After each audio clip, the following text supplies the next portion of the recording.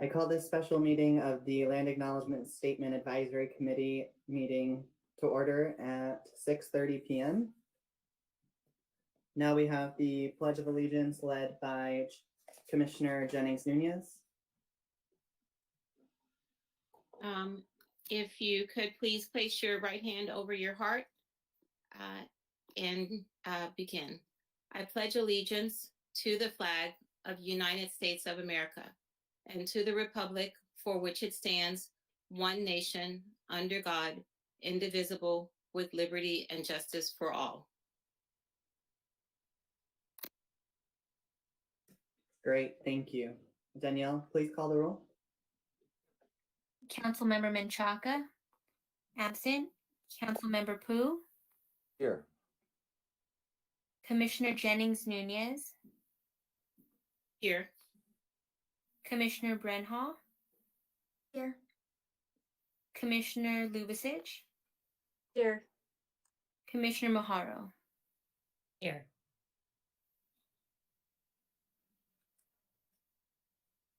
Thank you. Now we have the approval of the agenda order. Are there any objections to the agenda order? Hearing none, the agenda order is approved.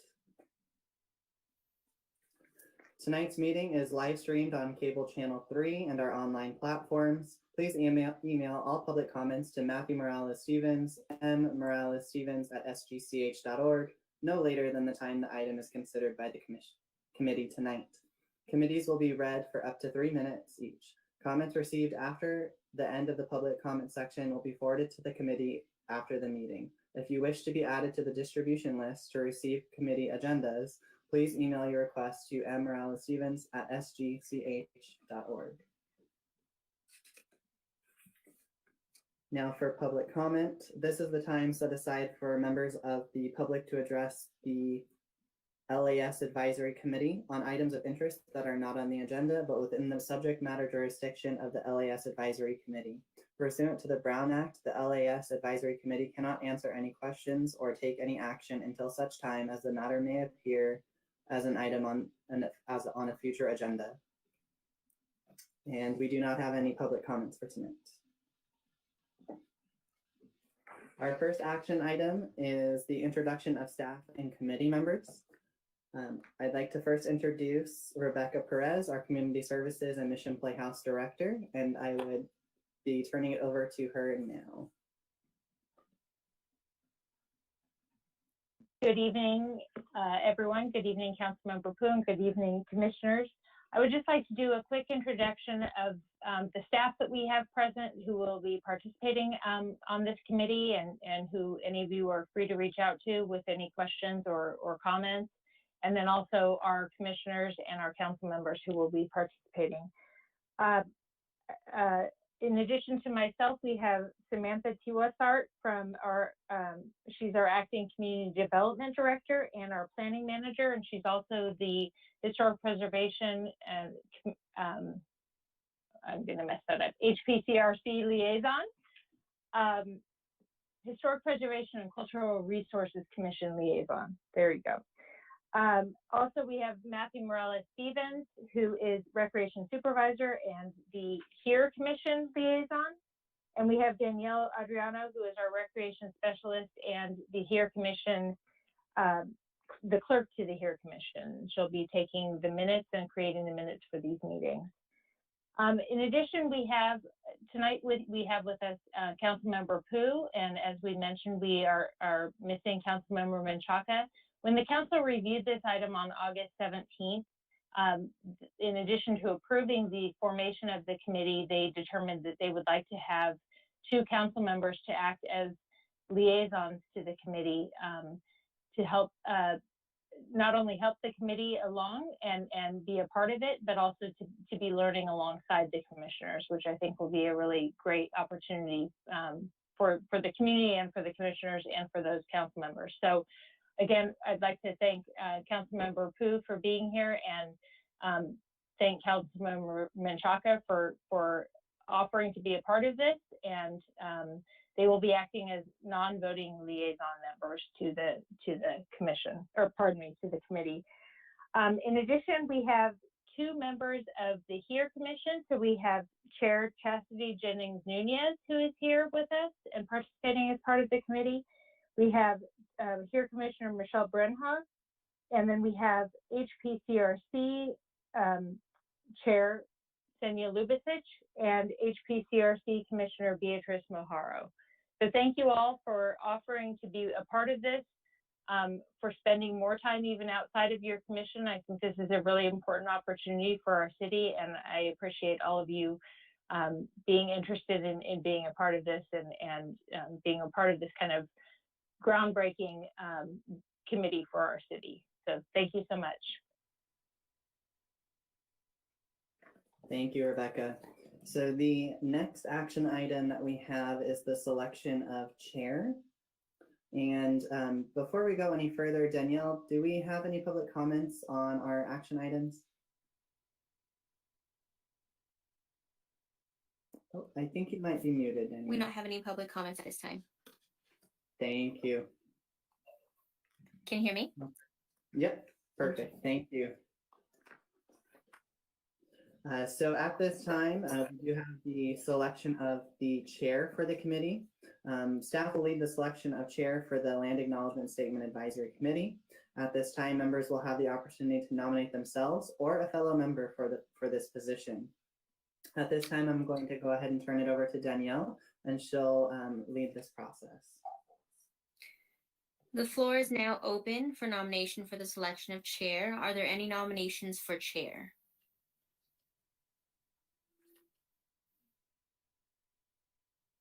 Could you clarify for us, is everyone on the committee eligible to be chair, or as liaisons or council members not part of this consideration? Sure. So our four commission members, so the two from HPCRC and the two from the HERE Commission, will be eligible to be nominated for chair. Our council liaisons will not be eligible for to sit in the chair and vice chair capacity at this time, but they will of course be with us throughout the process to provide guidance and support as needed. Well, I would like to nominate Beatrice as chair if she's willing. Well, thank you for your faith in me, Senya. Unfortunately, at this moment, I've got a father that's very ill, and I know that's going to take some time away. I did read, however, the letter that Chastity sent to the council, and I was super excited, and I think it reflected a lot of what our committee should be doing, the direction we want to go in, hopefully. I'd like to nominate Chastity. Thank you. Thank you, Beatrice. I appreciate that vote of confidence. And I was actually going to nominate Commissioner Lubicic for the chairperson, but if she declines the nomination, I would be happy to accept it. But I feel like she has more knowledge based on her degrees and expertise. So I'm not declining the nomination, but I am also nominating Commissioner Lubicic. Well, this is a funny roundabout that we're. I think it's just speaking to the fact that we have very qualified people who have stepped up to serve, and I'm very flattered, Chastity, and I'm happy to accept the chair role on this task force or this committee. Thank So you. if I Moving withdraw forward. I'm sorry, do I need to withdraw my my nomination? Is that the way That's it works? You, Chair Jennings, if you'd like to go ahead and accept, we'll go ahead and take a vote on your nomination first. If you choose to decline, we will go directly to Chair Lubicic's nomination and take the vote on hers. So I will decline my nomination as chair. Thank you. So Matthew, I just wanted to clarify as well. Moving forward then, because we only have one nomination that stands, would we then not have to take the vote, or for the record, we would need to take the vote? So let's just go ahead and clarify if there's any additional nominations before we close the nomination. Okay. Are there any other nominations for chair?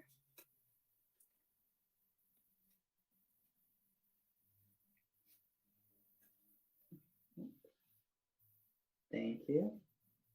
All right, so now we can move on. So we're going to go ahead and close the nominations and then appoint our new chair. So no votes needed, since we only have the one nomination. Without a Danielle, vote. I'm not sure if I'm the only one that cannot hear you. Okay, perfect. Hearing none, no other nominations. Are you able to hear me? It broke up Okay. just a little bit. I think there's a delay. I think that's what it is. Okay, I'm gonna go ahead and just wrap this up, just so we can move on to the next one. Thank you, Danielle. It looks like we might just be having some technical difficulties. So hearing none, I will close the floor to nominations and declare that Commissioner Senya Lubasic is selected as chair by acclamation. Thank you. So congratulations, Chair Lubasic. I will now turn the meeting over to you for the conduct of the remainder of the meeting and selection of vice chair. Thank you so much, everyone. So now the task ahead of us is selection of the vice chair. So I'll open the floor for nominations for the selection of the vice chair. Do we have nominations for vice chair? So for this one, I'd actually like to nominate myself. I feel comfortable following our leader. So I would like to nominate myself as vice chair for the LAS subcommission. Wonderful. So Commissioner Jennings Nunez has been nominated for vice chair. Are there any other nominations? Seeing, hearing none, I will turn that over to Danielle so we can take a vote. So no vote will be needed. We can go ahead and appoint Commissioner Jennings to her position as vice chair. Okay, so by acclamation. Very good. So congratulations, Commissioner Jennings Nunez. We are happy to have you as our vice chair. And I think with that, we can move to our discussion items. So that takes us on to a brief review of the Brown Act as it pertains to committees.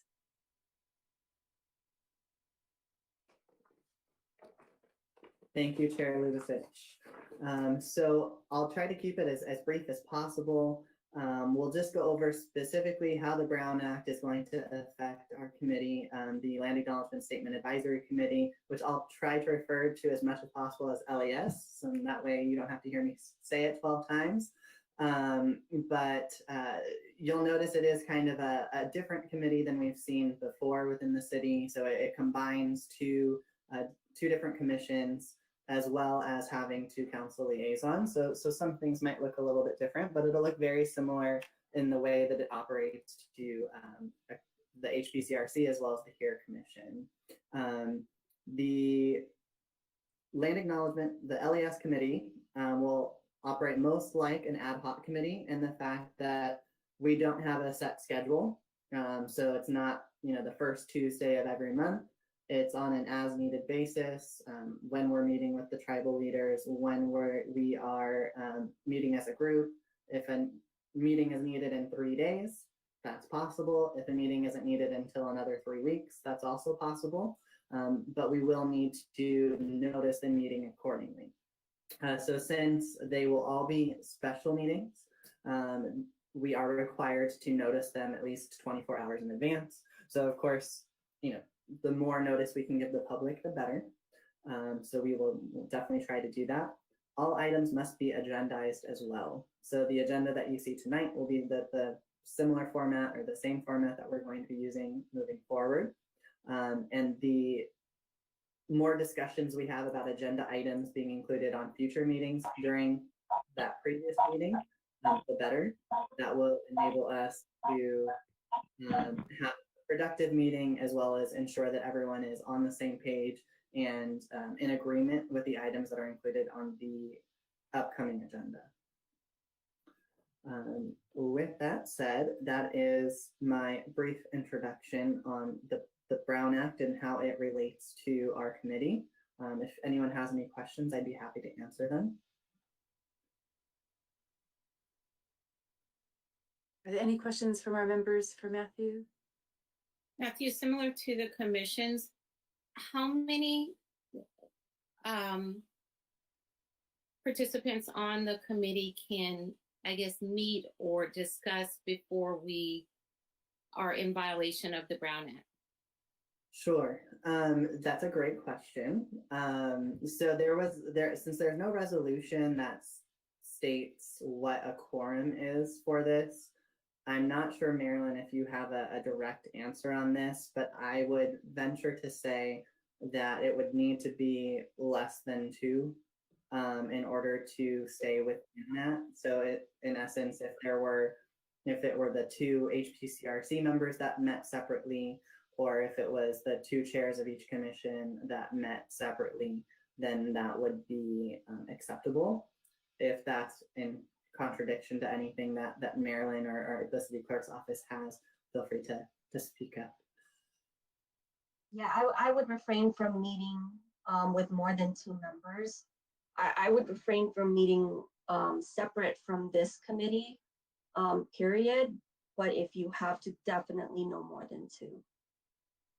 As much as possible, the work for this committee should really take place in the committee setting.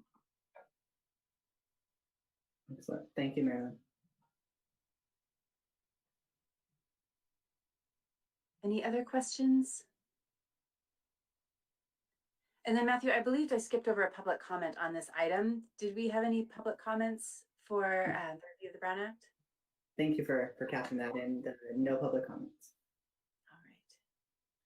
So are there any other questions that we have?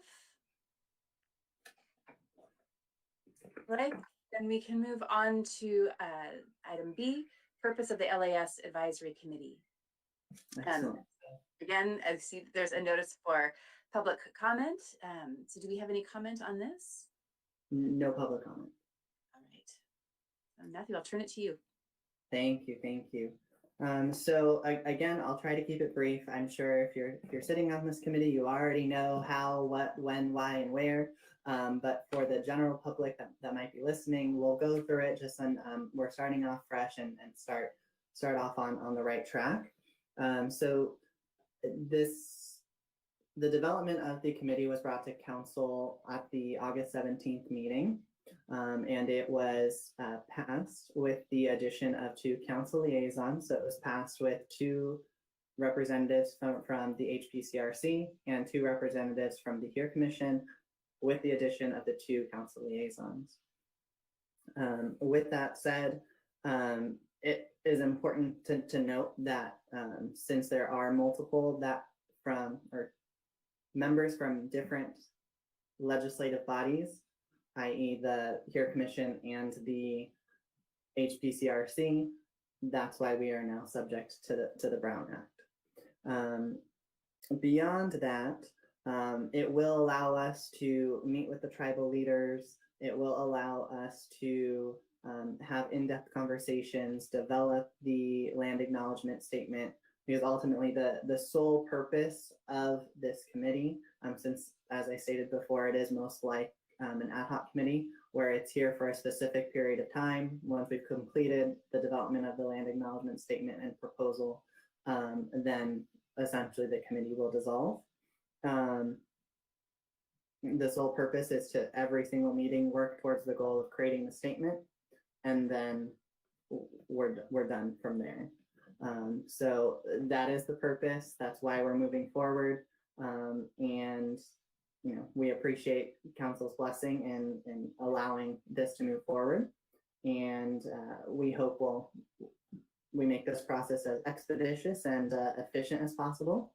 And that way we can present the land acknowledgement statement back to the respective commissions and then back to council for final approval. That is all that I have on that item. Thank you, Matthew. Are there any questions about the purpose? And I would agree that most of us are here because we have a strong passion for the purpose of this committee. So that brings us to item C, development of an action plan. Chairperson Beatrice, I do just have a question for our city staff. If one or both of the tribes identify someone who is very interested in having a more formal role, can they have a role as a special consultant, or how would they be able to interact with this committee kind of on a regular basis? This is Director Perez. I'll take that on. I think obviously with this being a public meeting, the beauty of that is that anyone from the public can participate. I think the guidance from council was that the two commissions with their purpose, the commissions themselves, the HERE Commission and the HPCRC. I think that the council direction was that the commissioners would be developing the statement. Obviously, we will be meeting with the tribal leaders, and that will be obviously an important part and a big part of what this committee is and how the land acknowledgement statement is developed. But I don't believe we'd be adding anyone as a member or as a consultant or liaison to the committee. One of the things, you may have listened to the August 17th discussion with the council, but one of the areas of discussion that the council had was about the kind of sensitivity around bringing the two, what I'll call factions of the main tribal group here in our community. And so the discussion that was had was that those meetings with the tribal groups would be held individually. So we wouldn't be trying to bring the tribal groups into one meeting to have with them. Those meetings would be held individually. And I think having those meetings individually and not having a particular person act as a consultant would give the best advantage to the committee in developing that statement, rather than having kind of one side or both sides providing information and trying to sway, if you will, the commission, or pardon me, the committee. So I think at this time, based on the discussion we had with council and based on the work that the staff has done with the tribal groups in the past, I think that would be the most advantageous for the committee moving forward. Chair Lubicic, may I make a comment? Please. Yeah, I think I generally agree with what Rebecca just said, but obviously this process is about engaging and working with the tribal leaders, and I'd say we should see how the process unfolds, and of course, we will be consulting with them, and I think in my mind, an ideal process. A lot of our efforts will be sort of more driven by a lot of the comments and the desires and wishes of those leaders, and so I think that while I guess personally I wouldn't rule out the possibility of adding other members of the committee, but as Director Perez had mentioned, let's see how the process unfolds and, sort of take it step by step.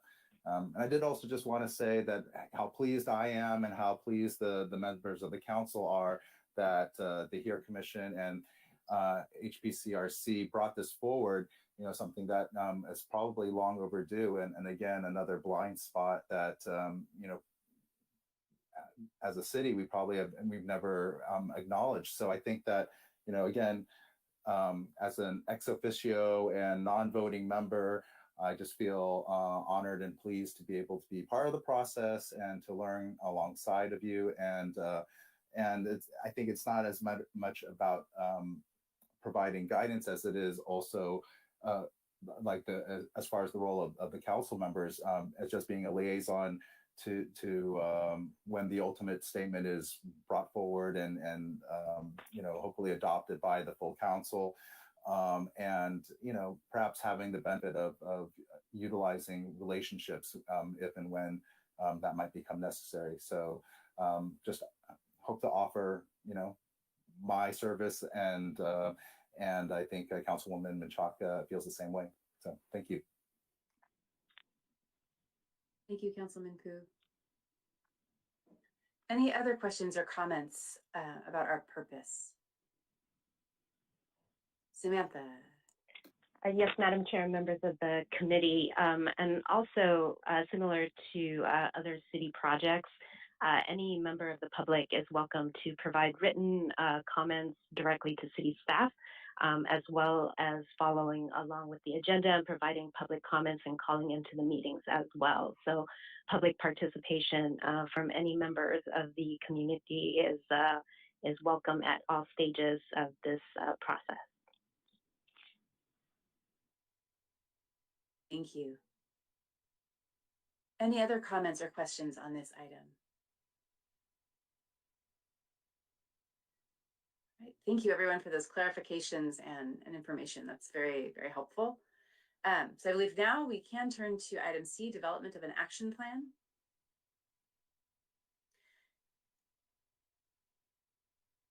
So we do again have an opportunity for public comment on this item. Do we have any comments, Matthew?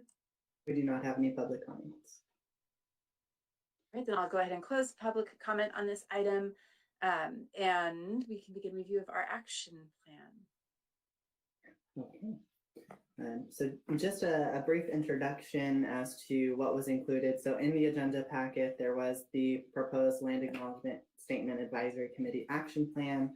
So I would encourage the committee to review that and then provide any amendments and then make a motion to approve the action plan. So that way we can, the committee can begin working on it during action item D.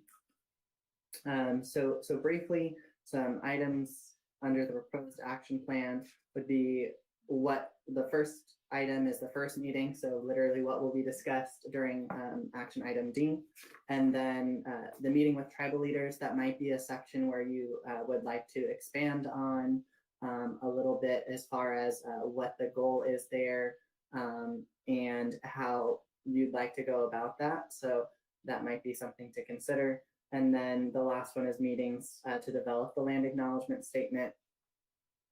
That's simply stating what that process will look like and how it was approved by council. So there's definitely items that we can include in between that, but those are the two major steps that we've mentioned a few times, that it will go to the two respective commissions first. If and when approved, it will then go to council. So beyond that, I will turn it back over to the chair and committee members, and thank you all. Thank you very much, Matthew. Has everyone had a chance to review the action plan that was provided as part of our packet for tonight's meeting? And if so, are there any questions or comments?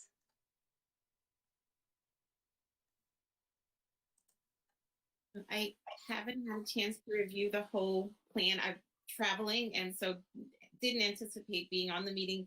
Didn't look at it quite as well as I would normally have reviewed it. So I almost want to step away for a second just to get it. I'm afraid to close this window to open it because I think I might end myself in the meeting. But I do think as part of our initial action plan that we need to identify our purpose for creating this land acknowledgement statement and at least some of our goals for how we plan to use it and our hopes for how it will progress this area in the future. So if that wasn't part of that initial action plan, I think it is an important first step. is in understanding why we want to proceed. I agree. I think a purpose statement can be very helpful, particularly in communicating out to the community what we are doing and hopefully fostering more inclusion. So we might want to work on that in item D tonight to come up with a more formalized statement of purpose that can be shared publicly, if that's not already clear. For those of you who've not had a chance to review the whole packet, I do hope that you'll take time to look at the draft historic context statement. I'm very, very proud of the work that ARG has done on this context statement and the input from our commission in the draft.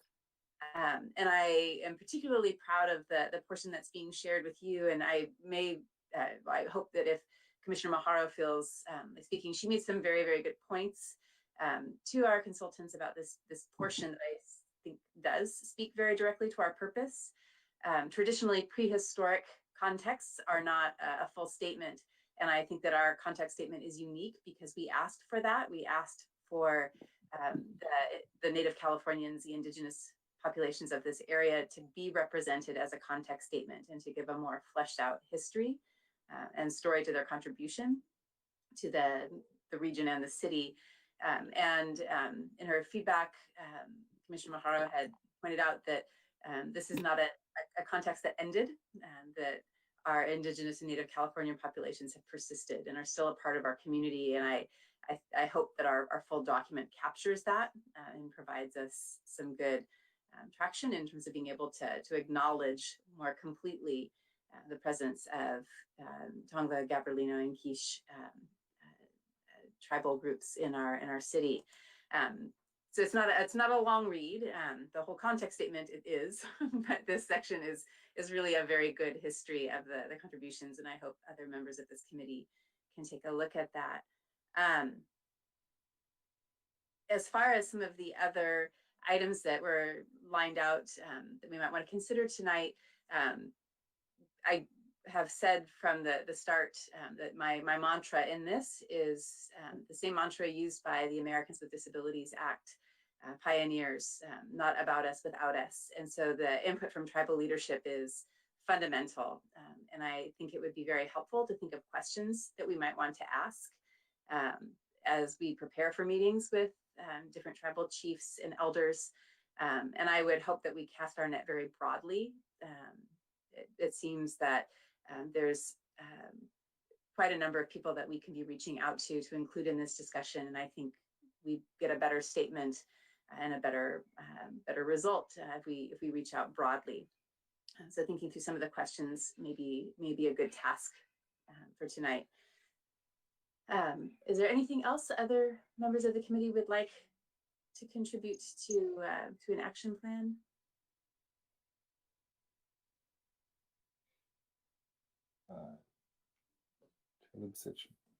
Yes. I think I'd like to ask maybe two questions. One a substantive question and then another process question. I was hoping that you might be able to, I did read that historic context statement. I thought it was excellent. But in reading it, I realized that even there's even an issue with respect to nomenclature and, how do we refer to the tribes that we're seeking to respect and honor. And so the substantive question is, I was hoping you might be able to give us a little bit more background and perhaps guidance on that. Then the process question is, did you want us to come up to discuss questions that we might have in the context of this meeting here, or would that be something separate, or something that would be done offline, via email or something along those lines? Thank you, Councilmember Pu. I'll tackle your two questions separately. As far as nomenclature goes, it is challenging. A few years ago, the Huntington had an exhibit about Father Junipero Serra, and they chose to use the word Indian, and they had a lengthy explanation of why that was the term that they chose to use throughout their presentation. I think in casting our net broadly, it's really incumbent upon the people we speak to give us the nomenclature that they wish in this land acknowledgement statement. So part of it is really a job of listening. In the historic context statement, we tried to rely on historiographical and chronological information. So how in the histories that have been written were the groups identified. And so the context statement lays out that our first written sources refer to the indigenous populations as Gabrielino, which is a name that comes from the Spanish. And then later on, you start seeing oral histories come into the record, and Tongva emerges as a term that is frequently used. And now, again, as tribes are organizing and beginning to advocate, quiche is another term that we see. So in the context statement, we used all three, trying to be inclusive. And I think it's a good starting point for this committee, but again, something we should be listening to going forward. I think the task that's really before us tonight is to approve what steps we would like to take, and we can figure out a timeline in keeping with what Marilyn had suggested about the committee and doing our work in committee. I do think it would be a good idea to draft some questions tonight. And if we're not able to come up with the specific verbiage, then perhaps staff can help us as we prepare for meetings. But I do think it would be helpful to do some of that work while we're all together, rather than relegating it to email, which could be a little bit more fragmented and a little harder to see. I don't know if others have thoughts on the questions or anything they would like to add. I think Council Member Pu certainly got our initial and most important question correct in, we want to understand certainly any language or any concepts that would be offensive to those tribal leaders, including how, they would like to be identified within our land acknowledgement statement. So that would be number one. If they have any ideas about how they would like this statement to be used and their hopes for where it would lead after this, and how we might build on it in the future in terms of improving or promoting education and respect for the Native people and cultures of this area. So asking if they can provide any input in terms of how they would like to see the statement used. I think those two for now. Perhaps before we get on to actually drafting questions, we could just formalize what our action plan is, because we do have agenda item D, which would allow us to actually start putting questions together in a more concrete way. And I see Rebecca Perez. Yes, thank you, Chair Lubicic. I just want to raise, and Vice Chair Jennings Nunez mentioned it a little bit in her initial comments, but the goals for how the LAS would be used, I think I did have a brief text from Councilmember Menchaca, and her thought was, and I believe that this was part of the initial report to the council as well, is that not only would the land acknowledgement statement be developed, but the committee would also develop kind of a plan for how that gets utilized. So is it placed on each agenda? Is it a plaque, for example, in a park? Is it, what ways does that get utilized? I could see that being a big point of discussion amongst the commissions as well as the council. And so I think providing some guidance and some recommendations as to how the statement gets utilized.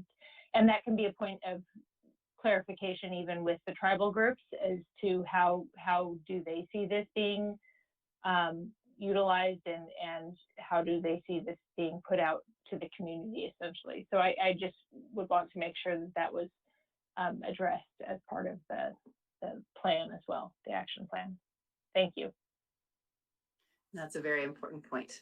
To create something and not have a plan for how we use it is a lapse. Well, I will say when the HEAR Commission considered this, or when I brought it up to the HEAR Commission, that our idea was much more narrow scope than the Historical Preservation Commission when I spoke with Chairperson Lubicic.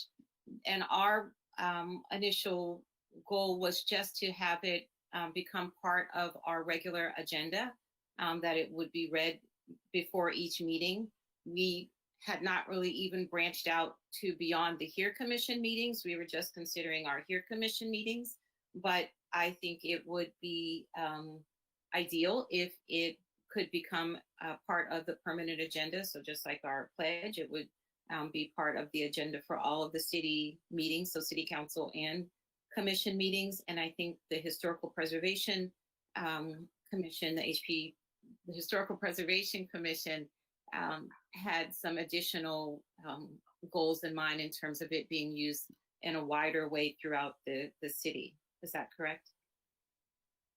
I think there's great potential for that. My introduction to land acknowledgement statements was through the work of Assemblymember Ramos, and the assembly bill that he proposed spoke to the fact that land acknowledgement statements could be used in schools, essentially any public building. And because the Playhouse is a city-owned property, that seemed an appropriate place to have the land acknowledgement statement as well. So what I'm hearing so far in our discussion just about the action plan is in part making sure that we have a clear statement of purpose for the committee, that we have sample questions that we would like to take to our tribal elders and leaders, that we would like to make sure that we have as part of our plan how the land acknowledgement statement will be used. Are there other things that we would like to include in our action plan?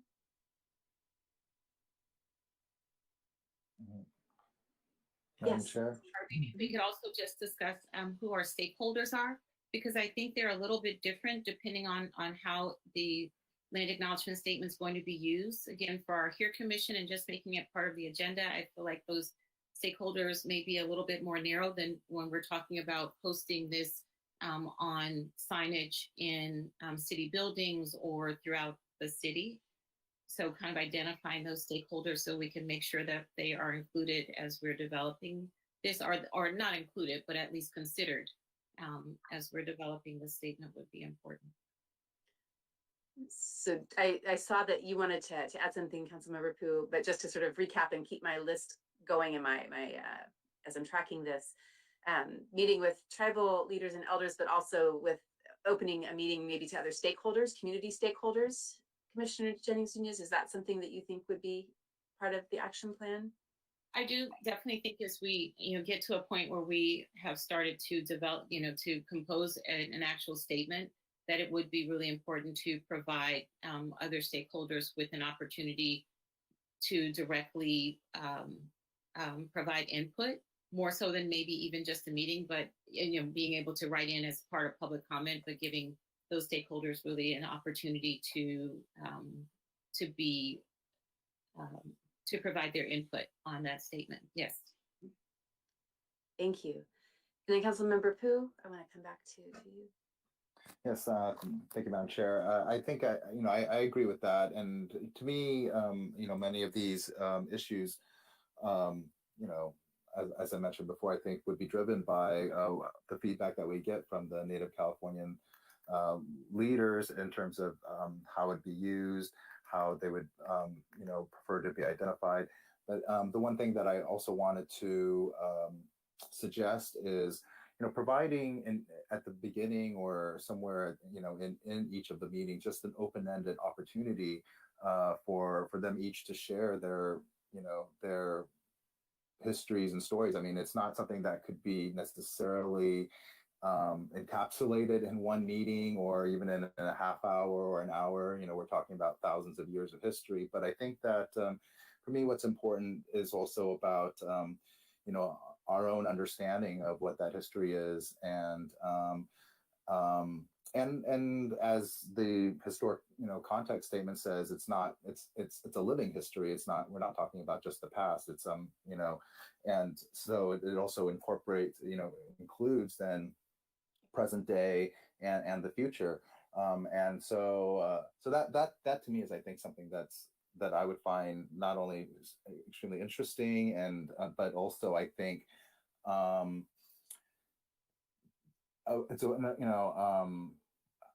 if part of the purpose of the land acknowledgement statement is to also raise awareness generally, and here's where it sort of dovetails along with some of Vice Chair Jennings-Nunez's comments, being able to do that additional outreach out, outside of just the Native Californian tribal leaders and this particular committee is an opportunity to then share some of that rich history and tradition and things that we have been able to glean and learn, in the process. And so, I'm hoping that that's, that would be something that could be incorporated into the process. I think that's a wonderful suggestion, and I appreciate that. Other comments or things that people would like to add to the action plan? Yes, Commissioner Bernhoff. I just really appreciate Councilmember Poo's comment, and that was something that was kind of going through my head as I, reading through the attachment and talking about the purpose of a land acknowledgement statement. What is it? What are we trying to do? Like trying to relay by that? And I feel like, it's not that I can put myself in the shoes of the tribal leaders or anything, but I feel like maybe having a land acknowledgement statement is kind of just like, something that we're just saying, it's not like a living, breathing thing, something saying like, oh, we want to have an ongoing relationship and partnership and learn and grow and really like, somehow say that we have so much appreciation and even more than that, to where we live, the original ties of people to the land. And so that's something that I do want to be sensitive of too, because I feel like, we're just asking them a little bit to like weigh in on this thing that we're just going to put on documents or like whatever. And, it's, what is that really doing? Thank you, Commissioner Bernhoff. That's one of my concerns in this process as well, to stay away from it being something that is tokenism, but to really find a way to provide opportunities for education and support of the communities that are here, because in doing so, it will enrich everyone who is here. And so I really do appreciate the input from my fellow committee members. You are absolutely resonating with me in this process. I'd like to make a comment as well. I think this is a wonderful opportunity for us as a city. That, and it's obvious, historians look to San Gabriel when researching, when writing, because this is really what started our metropolitan city of Los Angeles. By us having this statement, it really does serve as a, it's not just enriching, it's educating. And I think we're going to be looked at, and people will follow this statement perhaps. They're going to look at us. Historians will look at us when they're researching. They're going to look at our city and they're going to see that we have this statement. And this statement, we have to be so careful and we have to be so precise and we have to be direct, I think, if we're going to educate properly. And I feel that responsibility as a committee member, as a resident of the city, as a commissioner in the city. I love the city. And I think what we have here, the opportunity really just to write this land acknowledgement statement, to use it at meetings, to use it, as it was stated, in schools, to post it. People come and they want to visit the mission. They want to visit the old part of our mission district. If they come across that and they read it, it adds life to a history that's not dead. It's ongoing. And I think our role in coming up with this statement is so very important, and we have to be so careful as to how we state it. And again, look at the tribal leaders for that direction.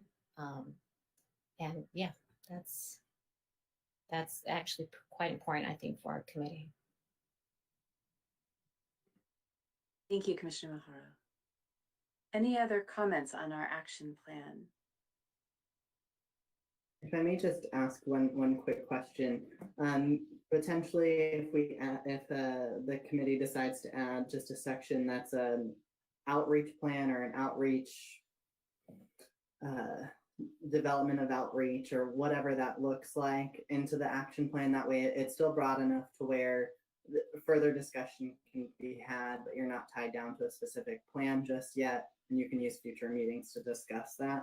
Because it sounds like the last few comments were around the same topic, but potentially just kind of narrowing it to that one quick snippet might be helpful. I don't disagree with how you summarize that. Do other committee members feel that that's an accurate capture of what we're discussing? If I may, yeah, I think definitely an outreach and potentially public education or publicity plan. I think that those types of words come to mind, and because and hopefully at the end of this process, there'll be something that we can share that is a short land acknowledgement statement, but then perhaps it's also an impetus to perhaps put that historic context statement in front of people and make sure that our community is aware of the land that we reside upon and the history that came before us. All right, so again, just to sort of keep track of where we are in our discussion, looking at the proposed action plan for the first meeting, it seems clarifying a purpose statement for the committee is an important addition. Going ahead and drafting some sample questions that we might use in preparation with meetings with our tribal leaders. There was also a determination of a date for a future meeting. And then moving on to meetings with tribal leaders, and maybe possibly adding after that, or I think importantly, adding after that, an outreach to the broader stakeholders as another item in the action plan. And then the process, the actual work of developing the land acknowledgement statement and carrying it forward to the commissions and council. And with that, excuse me, I forgot also discussion of how it will be disseminated, the educational piece and so forth.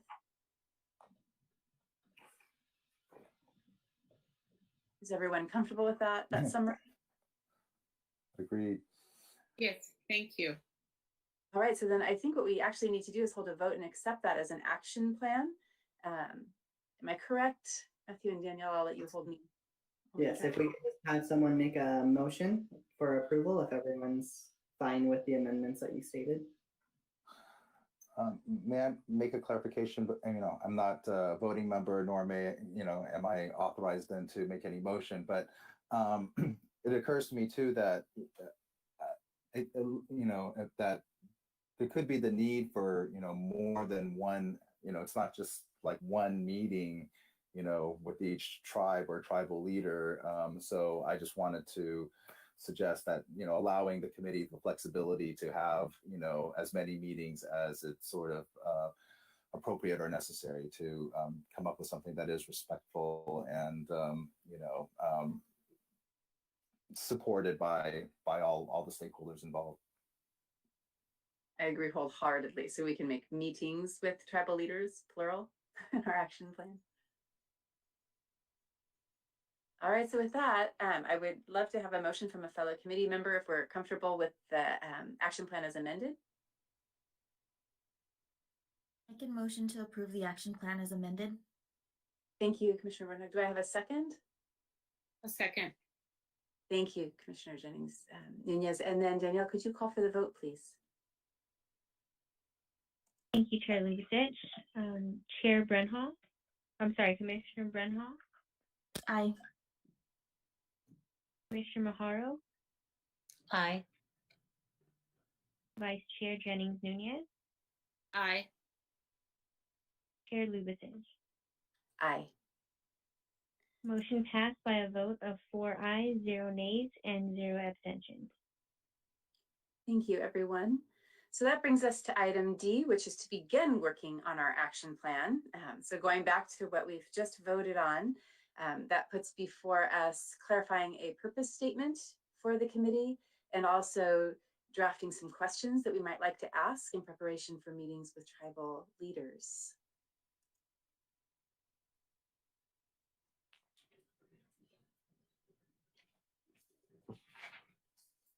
So.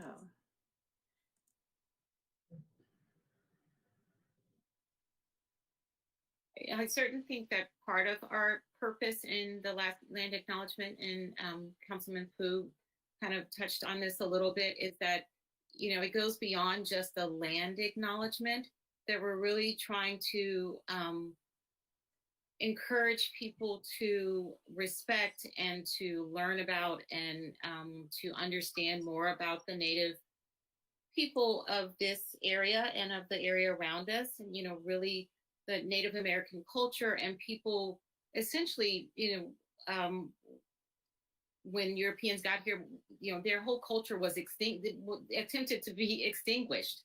I think that this land acknowledgement and similar efforts are just one step in many in trying to get the wider community to just be more aware of the contributions that they made in the past, that they are making currently, you know, and making in the future. And so really it's a first step in reaching out and respecting that culture and understanding more.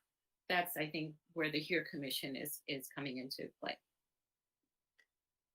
And speaking on behalf of the Historic Preservation and Cultural Resources, I don't think we're far afield from each other at all. If anything, we are also in line with you in seeing this as a living story. We talk about resilient cultures. Despite waves of conquest, these are cultures that have persevered and endured. And so really the goal in this is to bring light to that, to provide opportunities for those stories and cultures to be shared. And so I think that in terms of our purpose, our functional purpose is to facilitate a land acknowledgement statement in working with our tribal elders and members in the community, with the goal of, as Commissioner Jennings Nunez and Councilmember Pu have said, educating, and Commissioner Brunhog, educating the broader community about the rich legacy and present of our Indigenous peoples. Are there other things that we need to capture in a purpose statement?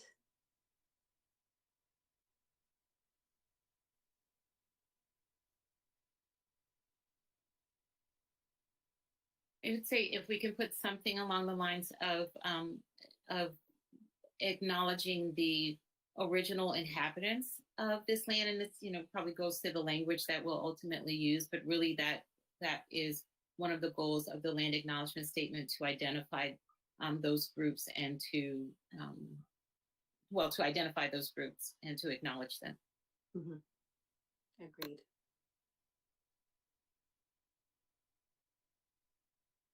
So from staff, it seems like this is something that maybe would be a good draft review at a next meeting, if that's not too far off in the future.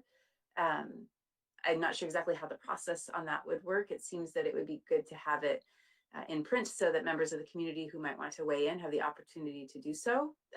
But I will absolutely defer to your recommendations on this.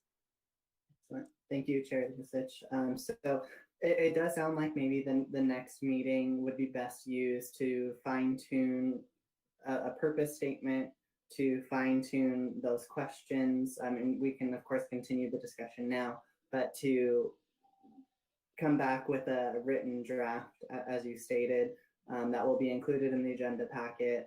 The committee will have ample time to review what was drafted. The public will have ample time to review what was drafted, and then we can continue the discussion, or all of that can be approved, and then we can begin scheduling the meetings with the groups after that. Thank you, Matthew. Is our discussion clear enough to give staff some direction in drafting that, or what do you need from us on the purpose? So that is up to you. If you'd like, we can take the tidbits from each person that were developed. We can draft it, put it together, and we're perfectly fine with that. If you would prefer to draft a single statement for us to include in there, that's also fine. But as I stated, we're fine to take those comments that were made tonight and put it together in a single statement for you. So I'll turn to my fellow committee members. How are you feeling? Would you like to try to actually draft a statement tonight? and then ask staff to bring that back so we can continue to fine tune it? Or are you comfortable with our discussion and seeing what staff comes back and fine tuning at the next meeting? Where do you all stand on this?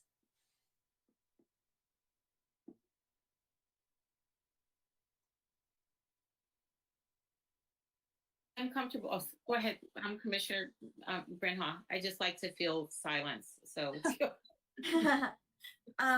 I mean, I don't think that it's too much extra work for us to like kind of streamline it, just so it's a little bit easier for the staff. But I don't know if that's, I mean, if everybody else is kind of done, then we don't have to do that.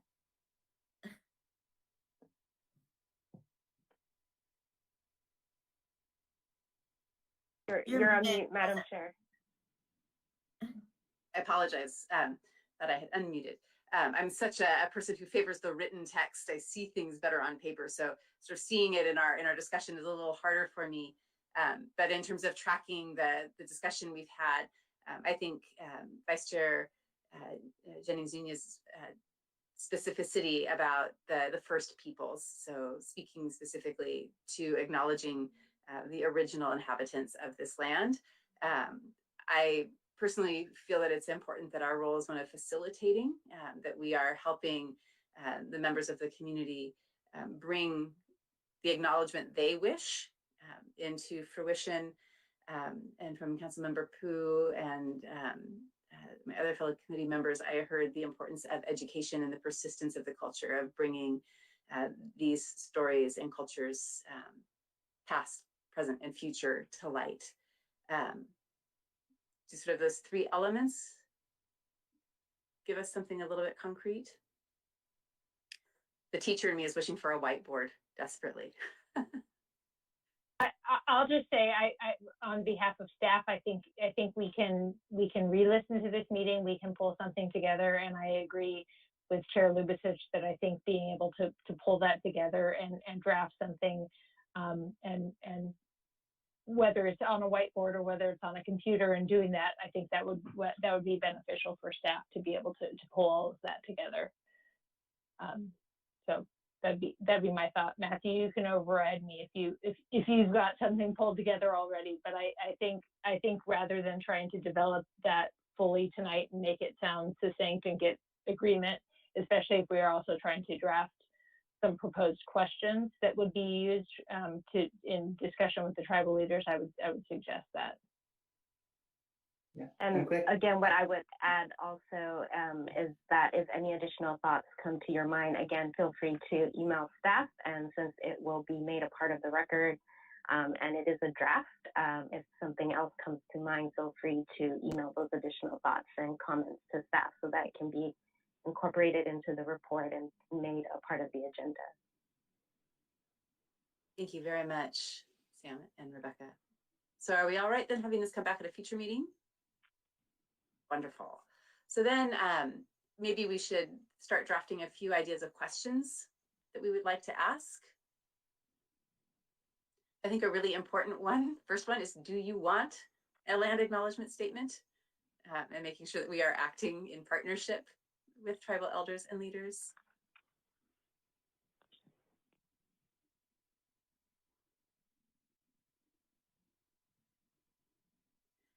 Other things I would love to ask are about names, the indigenous names that we may not be using correctly or that need clearer identification, understanding the land a bit that we are residing on.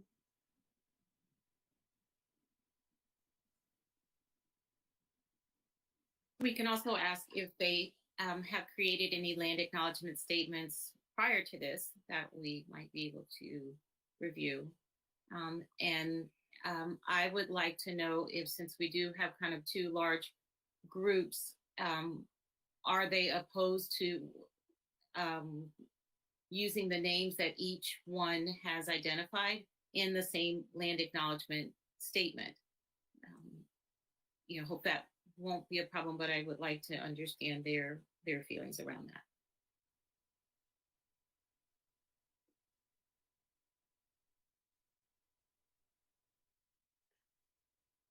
that. there other thoughts on potential questions?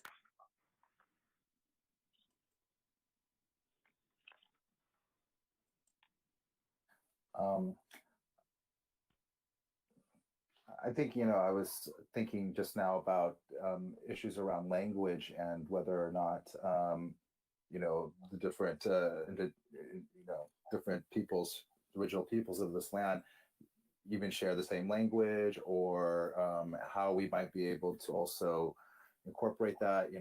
At the council level, we've just, voted to translate our agendas into the main languages that are spoken in our community. And I'm wondering if we might be able to, at least learn more about the language that the, Native Californians in this area utilize, and potentially even,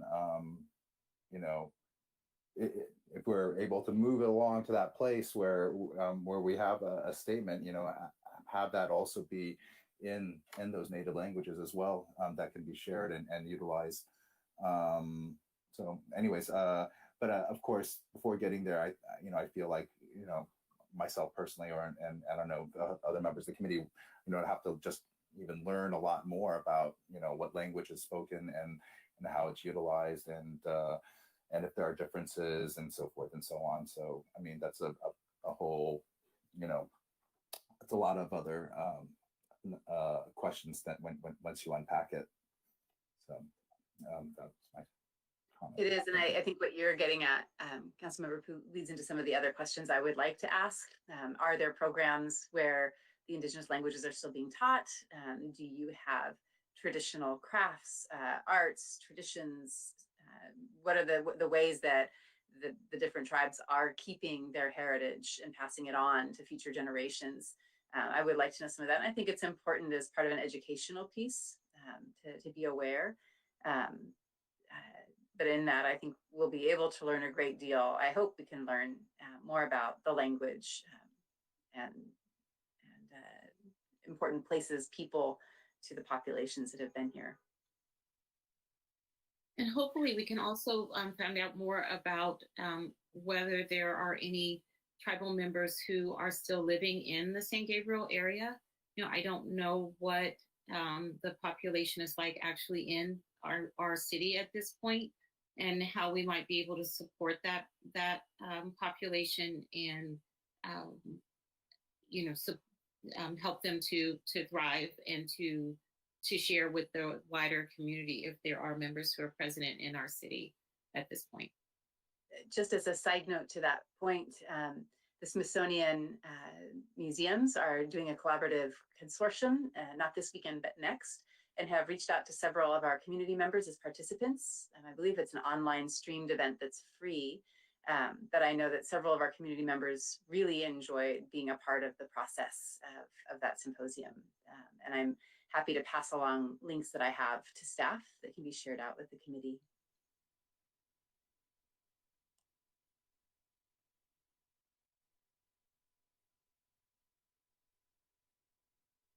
Any other questions?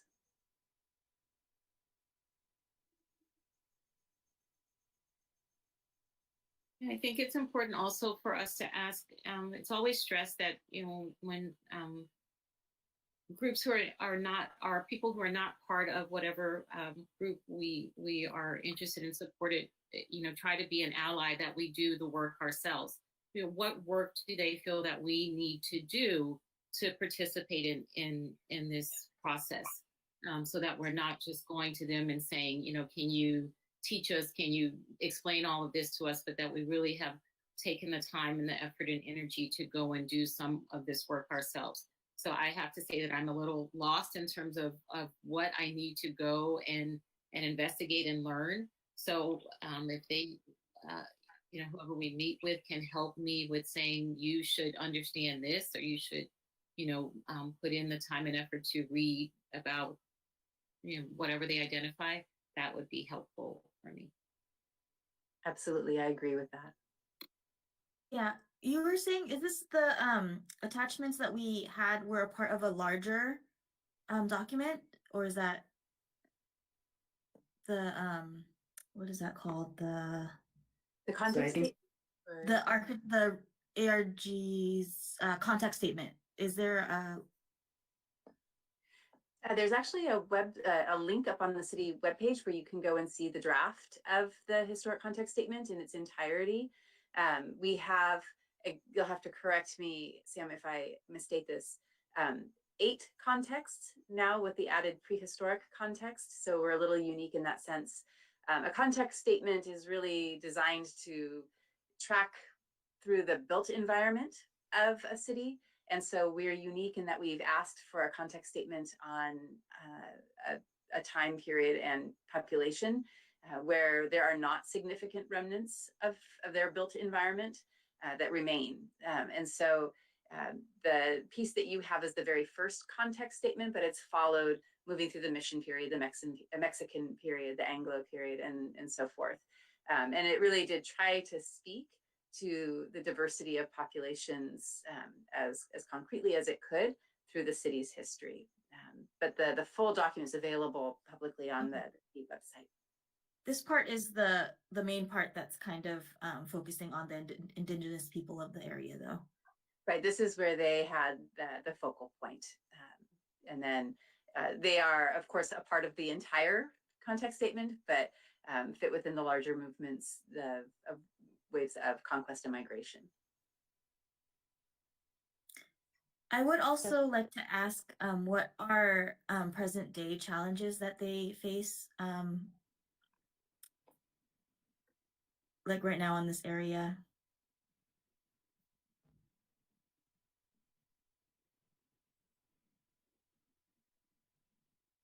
Another good question, thank you.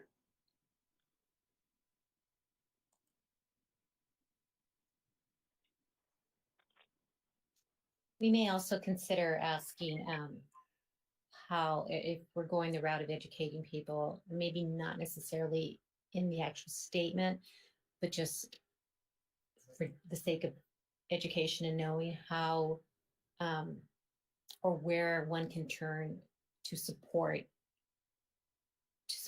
the culture, if there's organizations or whatnot. I wouldn't know where to go necessarily. I mean, I would have to do my research as well, but I think that'd be a great question for them.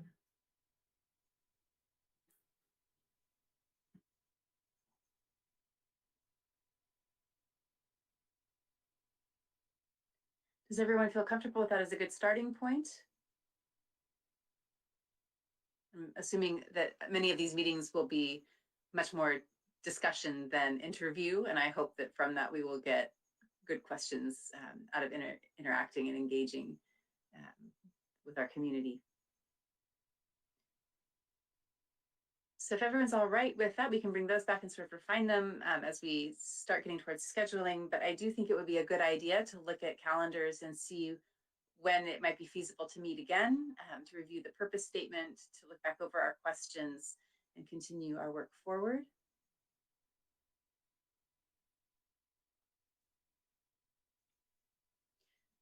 So I'll defer to staff, knowing that your calendar of meetings is full. We'll see what we can find. Sure. And Marilyn, if you'll help me out as well with potentially what will not conflict with other commission meetings or council meetings. Obviously, we know when those are, but I know we have quite a few commissions here within the city. And maybe if there's something at the end of the month, maybe either the 27th, the 29th, or the 30th might be feasible dates. I know that those are dates we're tossing around to ensure everyone was able to attend. Those might be feasible, and it'll give staff enough time to pull everything back together. We do have here commission on the 28th, so we'd be happy to have a committee meeting on the same week. We can do, like I said, either the 27th, 29th, or 30th. Marilyn, I don't know if any of those conflict. The 30th, we have a joint study session with council and the planning commission, so that won't work. Let me check the other dates. What were the other dates that you were proposing? 27th and 29th, or even potentially moving it to the first week of October. Matthew, I think that would be beneficial to staff, and I'll say to you to do that, because that will be challenging to have, and with Sam will be doing obviously work on the planning commission meeting as well. So let's look at that first week of October. That'd be my suggestion. So we obviously don't want to do the 5th, so I don't know if the 4th, 6th, or 7th of October would be potential dates. The Or only community- the concern 4th. that I would have is the 6th through the 8th, if there's anybody going to the JPIA conference. So that would be the only thing that would be in conflict. I don't know if Council Member Pooh or maybe Council Member Menchaca might be out at that time, or if there's any other staff members that might be out at that time. Yeah. I will not be, but that first week of October, I think the 6th works the best. I have another board meeting on the evening of the 7th, and of course, council meetings on the 5th. So.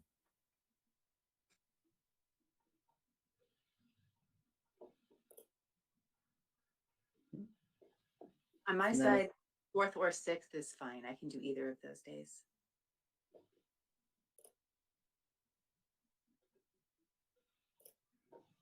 Matthew, I'm checking the other commission dates to make sure that there's no conflicts. Yeah, so it just popped in my head that we have the Community Services Commission on the 4th, so it would essentially be the 6th or the 7th. We don't necessarily want to host the committee meeting on a Friday. I don't know that many people will want to listen in on a Friday. So maybe if everyone works for the 6th, and maybe we hone in on that date, and we'll just pause for, sorry, Commissioner Jennings. I'm sorry. No, I Oh. am working that day, and so may be able to be available depending on what is going on, but may not be. But if it works for the majority, I think we should proceed.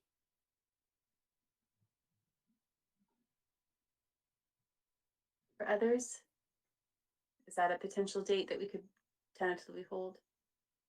That works for me. I saw Commissioner Brenholm nodding her head.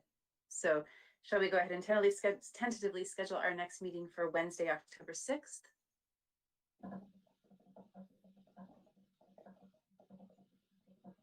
Great. Thank you. And then I noted that I forgot to ask if there was any public comment on item D. Were there any, Matthew? There were no public comments. And I'll go ahead and close public comment. And I think with that, we've done some good first work tonight. I'm so grateful to get to serve alongside these fellow commissioners and with staff and council. It's something I'm really looking forward to doing, and I'm grateful for the input and voices and great insights from all of you tonight. So if there are no further comments or questions, I'll go ahead and adjourn. So that will close the first committee meeting of the Land Acknowledgement Statement Committee Advisory Committee at 7:49 p.m. and we will meet again hopefully on October 6th. Right. Thank you, Thank you, everyone. everybody. Have a good Thank evening.